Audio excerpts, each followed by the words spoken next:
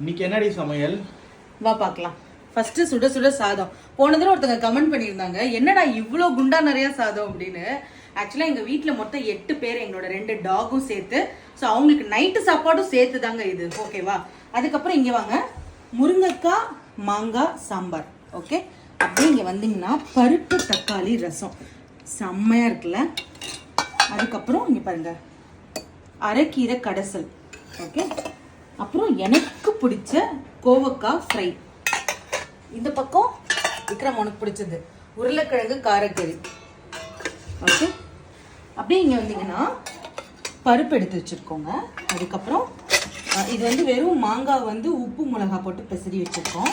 அப்புறம் வீட்டில் காய்ச்சின நெய், நெக்ஸ்ட்டு தயிர், அப்புறம் வீட்டில் எங்கள் அம்மா பண்ண மாவடு.